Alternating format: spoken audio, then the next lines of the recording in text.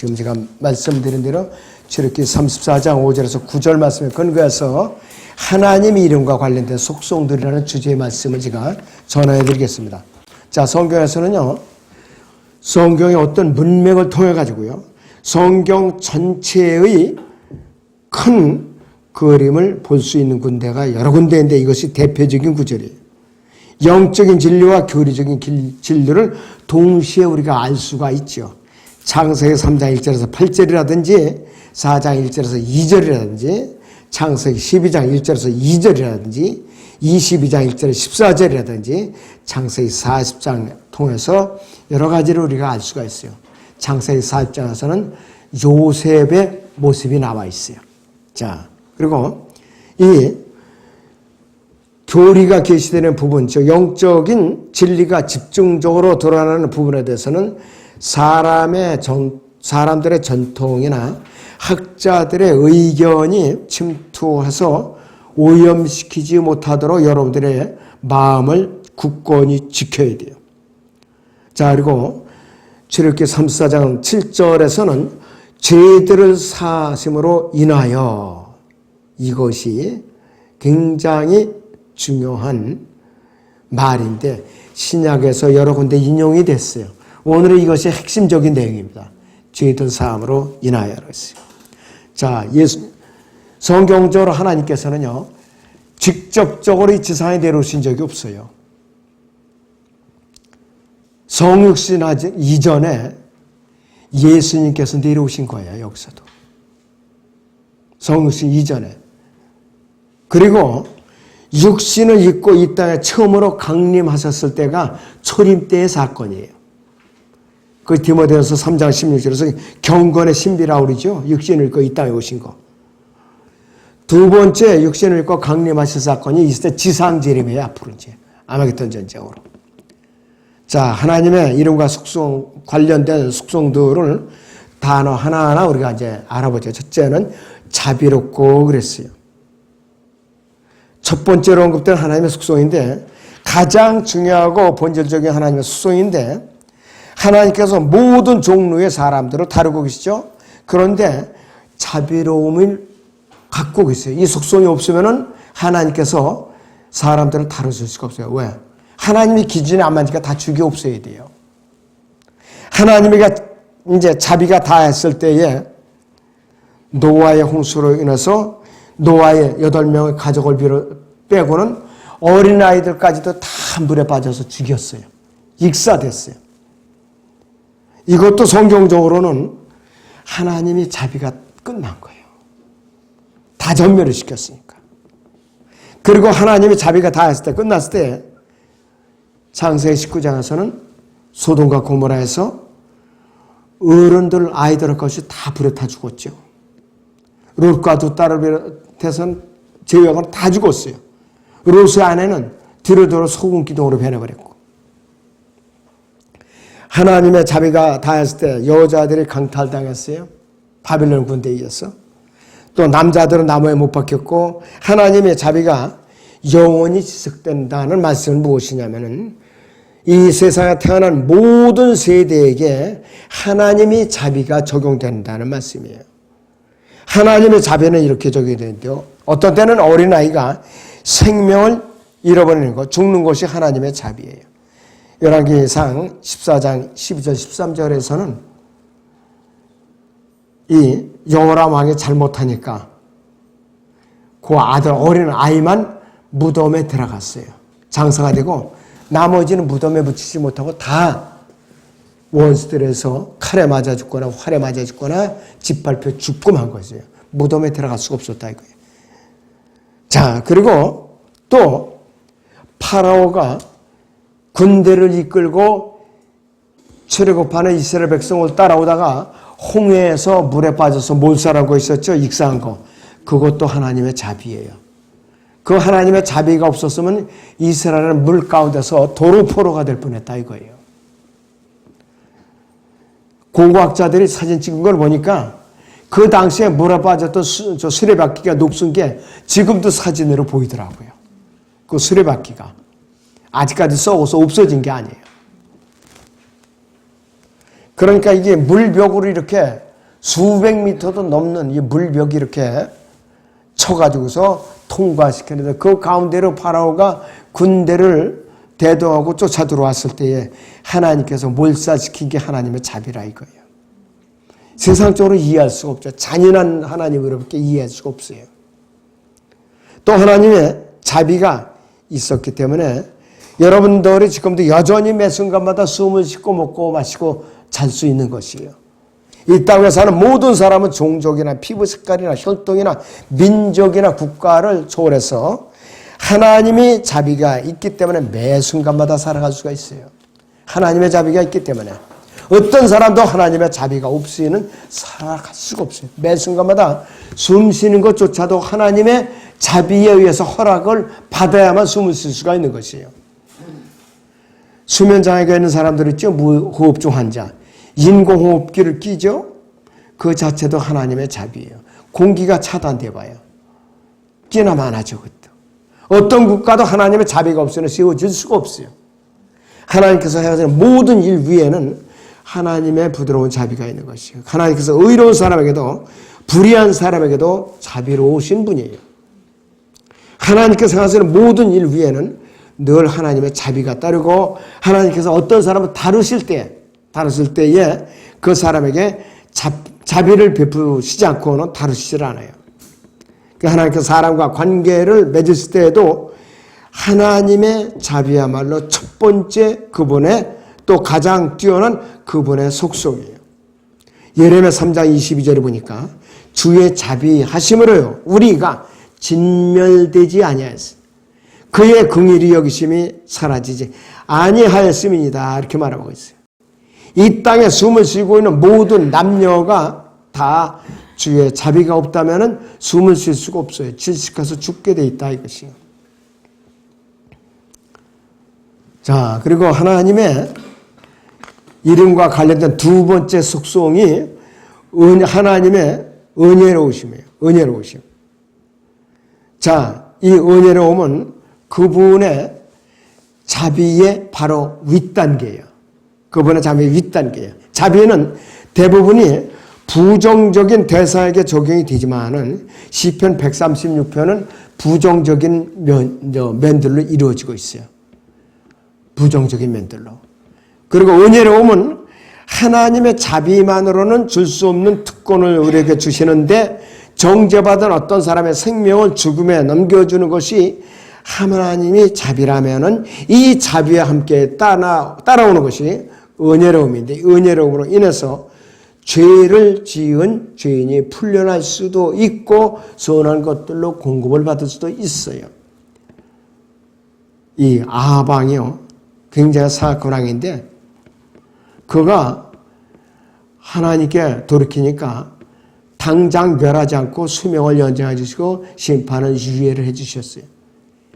히스키야도 죽으리라는 사형 선고를 받았는데 그가 하나님께 통회하면서 눈물을 흘리니까 그의 수명을 15년을 연장해 주셨어요.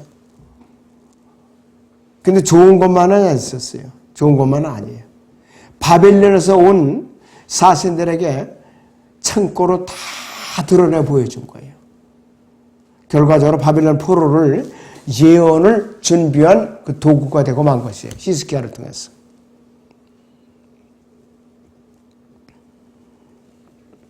다윗은 사울 왕에게 자비로웠죠.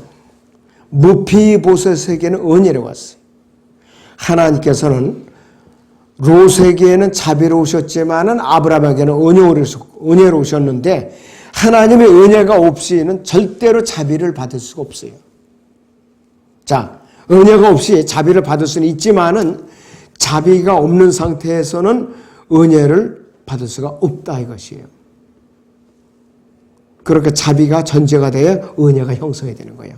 그 다음에 하나님의 그 이름의 속성 가운데 세 번째는 오래 참고 그랬어요. 오래 참는다. 그래서 오래 참음은 모세의 마음을 가장 강하게 찔렀던 속성 중에 하나예요. 그래서 그 마음이 자 민수기 14장 18절을 같이 보겠습니다. 주는 오래 참고 자비가 크며 죄악과 허물을 용서하나 범법자를 결코 깨끗게 하지 않으며 그 조상들의 죄악을 그 자손들 3, 4대까지 미치게 하느니라고 그랬어요. 3, 4대까지 미치게 한다고 그랬어요. 자, 투덜거리고 불평을 하는 200만 명이나 되는 엄청난 이스라엘 백성을 광야에 있는 교회 회원들을 데리고 있었던 모세로서는 얼마나 참아내기가 힘들었겠는가. 하나님께서도 얼마나 참을 수 없어 하셨는가. 이들이 틈만 있으면 불평을 하고, 이집트에 있었을 때는 오이도 실컷 먹고 부추도 많이 먹고 또 고기도 많이 먹었는데 광야에 오니까 만나가 없더라 이렇게 불평을 한 거예요. 그런데 만나는 과학적으로 종합 음식이래요. 종합적인 영양소래요. 만나가. 이들이 앞으로 광야를 피시되는 3년 반 동안도 만나를 먹고 살거든요. 고기를 먹을 수가 없어요. 3년 반 동안은. 그런데 이 만나를 먹으면 단백질이 있기 때문에 건강을 그대로 유지할 수가 있다고 그래요. 그러니까 이거 초자연적인 음식인데 이것이 그 시편 74절에서는 리비아단의 머리들을 부숴서 백성들에게 주셨다 그랬고 또 이 시편 78편 25절에서는 천사들이 먹는 음식이라고 했어요. 만나가 천사들이 먹는 음식이라고 말을 하고 있는 것이에요. 그렇기 때문에 초자연적으로 이들을 먹여 살렸는데 틈만 있으면 불평을 했던 것이죠. 자, 베드로는 홍수가 나기 전에 여러 해 동안에 이 오래 참음이라는 말을 표현을 했는데 베드로서 3장 20절을 제가 소개해드리죠. 그들은 저는 노아의 날에 방주를 예비하는 동안 하나님께서 오래 참고 기다리셨을 때에 순종하지 아니한 자들이라. 방주에서 물로 말미암아 구원을 받은 사람이 몇 명뿐이니 곧 8혼들이라 그랬어요. 방주를 준비하는 120년이라는 기간 동안에 하나님께서는 그 당시에 이 세상에 살던 사람들에게 회개할 수 있는 기간을 주셨어요. 그런데 끝내 그들은 돌이키지 않았기 때문에 노아의 8가족 외에는 다 물에 빠져서 몰살을 하고 만 것이에요. 몰살을 하고 말았다 이것이요. 자, 그리고 하나님께서 모든 사람이 구원을 받기를 간절히 바라고 열망하시면서 오래 참고 기다리셨죠. 이 베드로서 3장 9절을 보겠습니다. 주의 약속은 어떤 사람들이 더디다고 생각하는 것 같이 더딘 것이 아니라 오직 우리에 대하여 오래 참으시고 아무도 멸망하지 않고 다 회개에 이르게 하려 하심이라 그랬습니다. 오래 참으셨다 그랬어요. 여기서도. 그래서 이 하나님의 이름과 관련된 속성 중에 세 번째가 오래 참는다는 뜻이에요. 그래서 이것이 부정적인 말씀이에요. 이 오래 참음은 하나님께서 그분의 칼집에서 빼서 태양계 전체를 뒤흔들어서 완전히 분해시키는 것을 막아주는 거예요. 마지막 때에는 지상 천연왕국이 끝나고 나서는 하늘들이 불에 녹아서 내린다고 그랬어요. 쏟아져 내린다고 그랬어요. 하늘들이 불에 쏟아내린다고 그랬어요. 그러면 참 피할 데가 없죠. 하나님께서는 거짓말하고 도둑질들하고 이런 사람들에 대해서 참으시고 살인하고 간음하는 자들에 대해서 참으시고 잔인하고 사실을 왜곡시키고 고문하는 사람들에 대해서 또 그리고 횡령하고 사기치고 반역하는 사람들에 대해서 참으시는 분이에요. 정욕적이고 기만하는 사람들을 오래 참으시는 분이에요. 5,000년 이상 참고 계세요. 지금까지. 지구 전체에 대해서 온 인류에 대해서 이상 모든 죄인들에 대해서 참아오고 계세요. 언제까지 참으시냐? 백보자 심판 직전까지 참아오고 계시는 거예요. 하나님이 오래 참으심이 없었다면은 이 지구상에는 지금 한 명도 살아남을 수가 없어요. 거룩하시고 의로우신 분의 이 눈은 2차 대전 당시에 피비린내 나는 전쟁을 통해서 고문당한 수많은 사람들을 죽어가는 거 보고도 참고 있었어요. 트레블랑카나 아우슈비츠 수용소, 부첸발드 같은 600만 명의 이스라엘 백성들이 학살을 당하는 그 가운데서도 참고 계셨던 분이에요. 스페인의 종교재판소에 구비되는 고문기구들 그 다음에 또 여러 가지 화형대라든지 장작불들 보고서도 그분께서 참고 계셨어요. 화형대 사람들이 불에 태워 죽어가면서도 찬송을 부르는 사람들이 있고 주님을 증거한 사람들도 있고 그랬어요. 사형 집행자가 사형수에게 마지막으로 물어봤어요. 당신은 지금 무엇을 생각하고 있는가 이렇게 물어봤어요. 그러니까 하는 무엇을 생각하고 있는가 아니라 당신이 지옥까지 말기를 간절히 바라니까 어서 예수 그리스도를 믿으시오. 그러면서 마지막 숨을 거뒀어요. 그 사람들이. 그러니까 사형을 집행했던 그 사람이 그 자리에서 주님을 믿고 구원을 받은 것이에요. 자, 시베리아 강제 수용소, 아프리카, 인도에서 기아에 허덕이는 수많은 어린아이들도 보고 계세요. 지금 이 순간에도 많은 아이들이 굶어 죽어가고 있어요. 그리고 로마 카톨릭에도 수없이 주님께서 참고 계세요. 수없이. 그리고 이스라엘과 팔레스타인의 전쟁에 대해서도 오래 참고 계시는 분이에요, 지금. 오래 참고 계시요. 그리고 수많은 성경들이 지금 불태워 없어지는데도 지금까지 참고 지켜보고 계시는 분이에요. 자, 그리고 하나님의 이름과 속성과 관련된 네 번째 속성이 선함과 그분의 진리입니다. 선함과 진리. 대표적인 용어예요, 이것이. 예수 그리스도의 성품이 나오는데 매우 우리는 주의 깊게 살펴야 될 단어입니다. 노아의 경우로 통해서 하나님의 은혜로움과 어떤가를 우리가 알 수가 있죠. 롯의 경우를 통해서는 우리는 하나님의 자비와 오래 참으심이 어떤가를 알 수가 있어요. 구약에서 엘리에셀은 성령의 모형입니다. 아브라함의 종. 그래서 선함과 진리라는 말씀은 하나님의 이름을 선포를 하는 한 부분으로부터 나오는데 선함은 성령의 열매 중에 하나가 선함이에요. 신약에서. 에베소 5장 9절에서는 진리라는 단어가 함께 나오고 이것이 예수 그리스도와 관계가 있어요. 자, 그래서 구원받지 못한 사람을 회개에 이르게 하는 것이 바로 하나님의 선함입니다. 회개에 이르게 하는 하나님의 선함이 없이는 누구든지 회개할 수가 없어요. 자, 누구든지요 구원을 받아서 성령께서 그 사람의 몸 안에 내주하시면은 그 사람이 아무리 인격자이고 착하고 도덕적이라도 절대로 선한 사람이 아니에요. 일단 구원받고 성령이 내주해야만 외모가 어떻건 뭐 수다자이건 어쨌든지 간에 그 사람은 하나님 편에서는 선한 사람으로 간주해 주시는 거예요. 세상적인 기준하고 이렇게 달라요, 지금. 그러니까 세상 사람들이, 그래서 자연인들이, 그리스도인들이 이해할 수가 없어요. 구원을 받고 성령이 내주하는 사람만이 성경적으로 선한 사람이다 이거예요. 이 시간을 통해서 여러분들이 확실하게 알고 계셔야 돼요. 그러니까 하나님의 말씀을 받는 자세에는 첫째는 마음으로 받고 입으로 시인하고 귀로 들어야 돼요. 마음으로 받고 입으로 시인하고 귀로 들어야 돼요, 여러분들. 그런 자세를 가져야 돼요. 그래야만 하나님의 말씀을 올바로 깨달아 알 수가 있는 것이요. 그리고 요한복음 14장 6절에서는 뭐라고 말씀하시는가? 나는 길이요 진리요 생명이라 그랬어요. 나로 말미암는 자는 아무도 아버지께로 올 자가 아무도 없다고 그랬잖아요.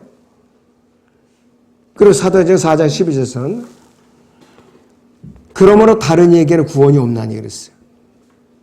이는 하늘 아래서 구원을 받을 수 있는 이름을 사람들에게는 주신 적이 없다고 그랬어요. 누구에게 주셨어요? 예수 그리스도께 주신 거예요. 그리고 요한복음 8장 32절에서는 진리가 너희를 자유케 하리라고 하는데 그 진리는 예수 그리스도 자신이에요. 예수 그리스도 자신이라 이것이. 그래서 성경을 미워하는 것은 예수 그리스도를 미워하는 거예요, 바로. 이것은 하나님을 또 미워하는 것이에요. 그렇기 때문에 하나님을 대적하는 죄라 이것이요. 성경을 증오하는 것은 하나님을 증오하는 것이고 예수 그리스도를 증오하는 것이요. 하나님의 속성들 중에 다섯 번째는 죄악과 허물과 죄들을 용서하는 분이에요. 그러니까 죄악은 자연의 본성에 반대되는 것인데 또 허물은 율법이나 규례를 반역하는 것이고, 그래서 허물은 율법이나 규례를 이제 반역하는 것을 말하고, 그 다음에 죄는 어떠한 종류이든지 불의를 포함하는 거예요. 요셉은 그 형제들이 허물들을 용서했죠. 자기를 노예로 팔아먹은 형제들에 대해서 용서를 했어요. 다윗은 아비가일의 죄를 용서했고 허물을 용서했고, 예수 그리스도께서는 이 땅에 계시는 동안에 용서함으로 이야기들로 가득 찼어요. 3년 반 동안 공생애 동안에. 용서로 의미하는 forgive라는 단어는 신약이 remission이라는 단어와 비슷하는데, 요한복음 20장 23절을 한번 보겠습니다. 너희가 누구의 죄든지 용서하면 그들이 죄사함을 받게 되며 누구의 죄든지 그대로 두면 그대로 잊게 되리라 그랬어요. 그러니까 우리가 먼저 억울하지만 우리가 먼저 풀으라 이거예요. 그렇지 않으면 내가 매듭이 풀리지 않게 돼 있다 이것이에요. 도저히 매듭이 풀리지 않는 것이에요. 그래서 용서라는 단어는 무엇인가를 알아차리지 못하는 상태에서 눈에 보이지 않도록 보내다라는 의미가 있고, 또 알아차리지 못하는 상태에서 무엇인가를 지나치다 라는 의미가 있어요. 다시 한번 말씀드리면 용서라는 단어에는 무엇인가를 알아차리지 못하는 상태에서 눈에 보이지 않도록 보내다라는 의미가 있고, 또 알아차리지 못하는 상태에서 무엇인가를 지나치다라는 의미가 있어요. 자, 히브리서로 보겠습니다. 10장 17절에서 18절을 봅니다. 또 그들이 죄들과 불법들을 다시는 기억하지 아니하라고 하셨습니다. 이제 이것들을 용서하신 곳에는 더 이상 속죄의 죄가 없느니라 그랬습니다. 이 말씀을 염두에 두시고 계속 말씀을 경청하시기 바랍니다. 예수 그리스도께서 이 땅에 육신으로 나타나기 훨씬 이전에 구약시대에 살았던 많은 사람들을 아무런 값 없이 용서함을 받았어요. 어떤 근거에서느냐? 이 사람들은 송아지와 염소의 피에 근거했는데 히브리서 10장 4절에서는 죄들이 용서함에 대해서는 언급이 없는데, 여기서는 황소들과 염소들의 피로는 죄들을 제거하는 것이 불가능하다고 말했던 것이에요. 자, 그래서 범법자가 결코 깨끗게 되지는 아니하리니 그랬습니다. 자, 구약 성도들은요, 죄가 깨끗하게 되지 않은 상태에서 용서를 받았어요. 죄가 그대로 있는 상태에서. 자, 그 근거가 뭐냐? 그들이 죄들이 예수 그리스도께서 넘겨지지 않은 상태에서, 옮겨지지 않은 상태에서 그들은 이제 간과가 됐는데, 그들의 죄들은 예수 그리스도께서 이 땅에 오셔서 갈보리 십자가에서 시정제물로 드려지기 전까지는 구속이 안 됐다 이것이요. 그러니까 용서는 되었을 때 죄가 제거되지는 않았던 것이에요. 염소와 송아지의 피에 의해서 이들은 죄가 용서만 됐지 구속은 되지 않은 상태에 있었다. 여러분들의 구별을 잘 하셔야 돼요. 또 이 구약 성도고 신약 성도 여러분은 똑같이 여기면 안 돼요. 완전히 차원이 다른 문제예요. 첫째는 자, 히브리서 9장 15절에서 첫 언약 때 범죄한 것들을 구속하시려고 그랬어요. 이런 허물들이 범죄한 것들을 용서되었다고 하더라도 범죄자들 자체는 아직까지 깨끗하게 되지 않은 상태였다 이거예요. 그런데도 이들은 용서가 받았다고 그러죠. 그 근거가 뭐냐? 염소와 송아지의 피라 이거예요. 그러니까 구속은 안 됐다 이것이에요. 바로 두 번째는 하나님께서는 그의 피를 믿는 믿음을 통하여 그를 화목제물로 세우셨으니 이는 하나님의 오래 참으신 가운데서 이전에 지은 죄들을 사하심으로 인하여 그의 의를 선포하려 하심이요 그랬습니다. 구약에 있는 죄들을 참으셨고 구약의 피의 속죄에 근거해서 죄들을 간과해 주신 거예요. 벌을 가하지 않으시고. 그런데 이 죄들이 완전히 폐기되기 위해서는 화목제물이신 예수 그리스도께서 이 땅에 나타나셔서 갈보리 십자가에서 속죄사역을 완성할 때까지 기다려야만 됐다 이것이 바로. 잘 새겨드려야 됩니다. 그래서 세 번째는 이것이 죄들을 사하심으로 인하여 많은 사람을 위해 흘린 나의 새 언약의 피라고 그랬어요. 자, 그렇기 때문에 이 사도행전 2장 38절에서도요. 죄들을 사함받은 것으로 인하여 너희 각자는 예수 그리스도의 이름으로 침례를 받으라. 그리하면 너희가 성령의 선물을 받으리라 이렇게 말하고 있는데 죄들을 사하심으로 인하여 for the remission of sins라는 말이 나오는 모든 곳에서는 의미하는 것은 하나님께서는 예수 그리스도께서 이 땅에 나타나시기 전 수백 년 전에 이미 모든 죄들을 용서를 해 주셨다는 말씀이에요. 용서를 해 주셨는데 구속이 안 됐다 이것이에요. 바로 예수 그리스도의 피가 흘려지지 않았기 때문에. 그러니까 짐승의 피는 수십억만 마리를 들일지라도 죄가 제거되지 아니하고 구속이 안 되는 거예요. 용서만 되는 거예요. 그게 한마디로 하나님께서 아주 간단히 표현하면은 그냥 눈 감아 주신 거예요. 죄에 대해서 벌을 가하지 않고. 하나님께서는 의로우시고 거룩하신 하나님이 되기 위해서는 사람들을 용서해 주는데 법적인 합법적인 근거가 필요하셨어요. 그래서 이 근거는 마태복음 26장 27장 사이에서 하나님의 아들이신 예수 그리스도께서 십자가에 못 박히시기 전까지는 어떤 역사 가운데서도 나타나지가 않은 것이에요. 이 근거가 나타나기까지 잠정적인 근거가 되는 것이 황소들과 염소들이 피했던 것이에요. 이걸로 용서만 받았던 거예요. 구속이 되지 않은 거라 이것이에요. 그래서 제가 주의 만찬을 행할 때마다 마태복음 26장 26절에서 28절까지 계속 소개해드리죠. 그러고 나서 이제 잔을 마시고 빵을 떼고 그랬다 이거예요. 이것이 구속서약을 완성해 놓는 선언문이기 때문에 그런 것이에요. 이 사실을 통해서 말해주는 것은 구약 성도들은 죽은 후에 곧바로 낙원으로 올라갈 수가 없었던 거예요. 왜? 구속을 받지 않았기 때문에.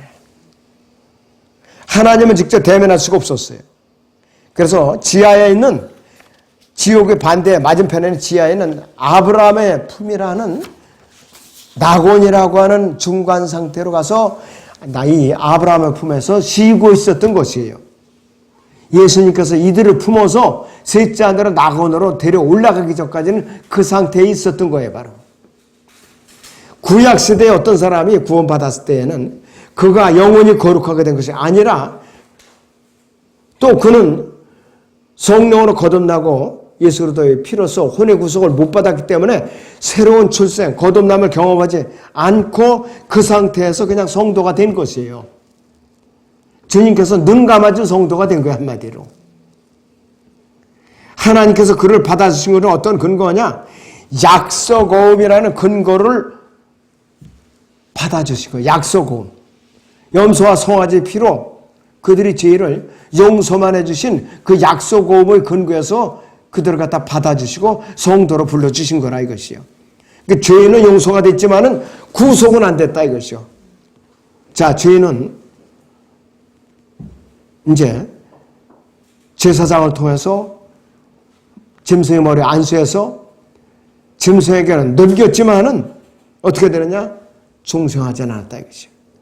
이런 일로 인해서 예수 그리스도께서는 필연적으로 이 땅에 육신을 입고 나타나셔야 됐고 갈보리 십자가 성경대로 죽으시고 장사되시다가 성경대로 셋째 날에 살아나셔야만 됐다 이것이에요.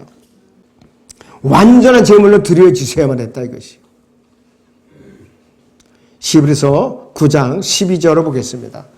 염소와 송아지의 피로 아니하고 오직 자신의 피로 한 번 성소에 들어가셔서 우리를 위한 영원한 구속을 이루셨느니라 이렇게 선포하고 있어요. 이것이 바로 구속으로 의미하는 거예요. 구속받았다. 단순한 용서가 아니라. 그리고 우리가 거룩하게 된 건 뭐냐? 히브리서 10장 10절을 보죠. 그 뜻에 따라 한 번 예수 그리스도의 몸을 들으심으로 우리가 거룩하게 된 것이라 이것이에요. 우리 예수 그리스도를 믿고 영접하는 순간에 구속을 받았고 거룩함을 받은 것이에요. 셋째 하늘에 있는 생명체 이름이 기록된 것이에요.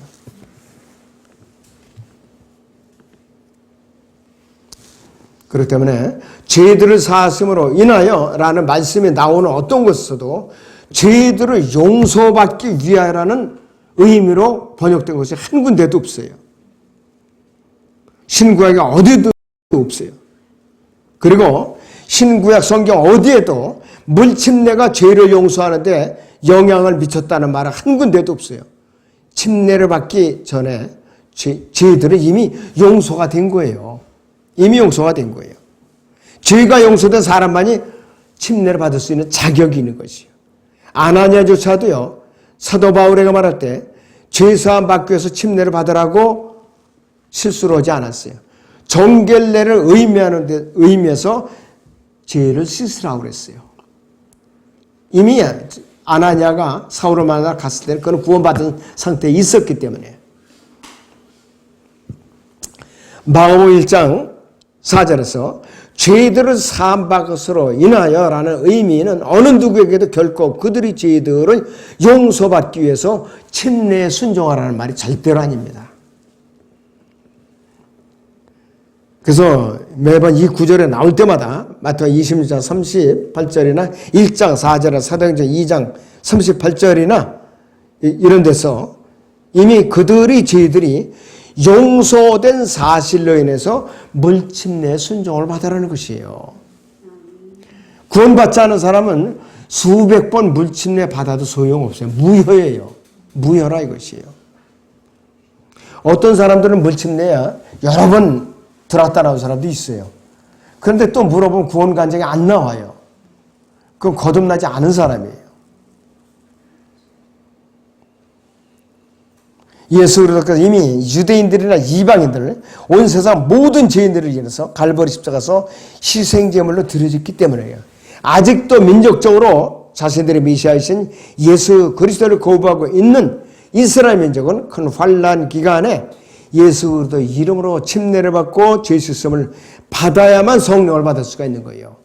우리는 개별적으로 성령을 받았지만은 유대인들이나 뿐은 민족적으로 성령을 받게 돼 있어요.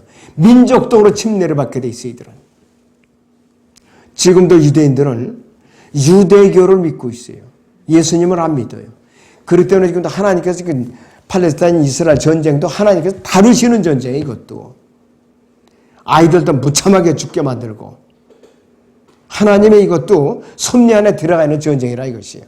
그래서 이 그리스도인들은, 이 시대의 그리스도인들은 이미 갈보리 십자가에서 예수 그리스도와 함께 그분의 죽음에 동참함으로써 영적 침례에 순종했기 때문에 구원받은 외적 간증으로 물침례 순종을 하는 것이에요.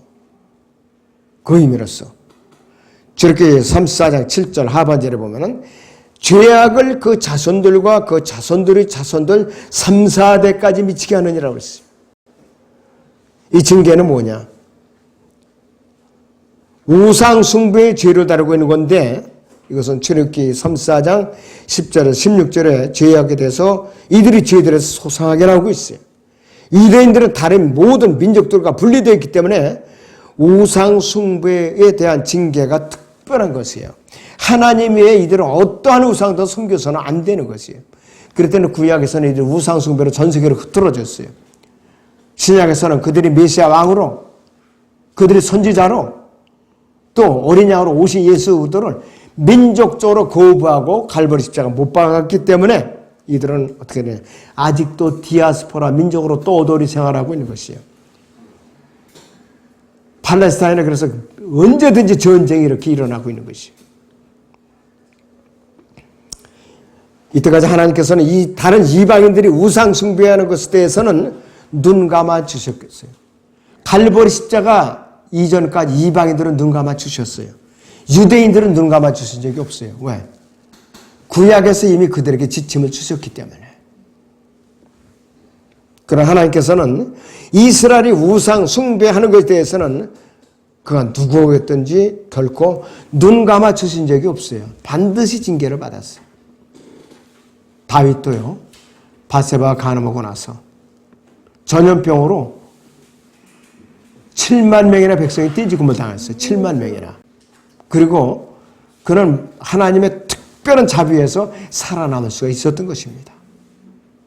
됐어요. 그래서 오늘은 굉장히 내용도 굉장히 길고 중요한 거기 때문에 여러분들이 이것을 복습을 꼭 하시기 바랍니다. 기도하겠습니다.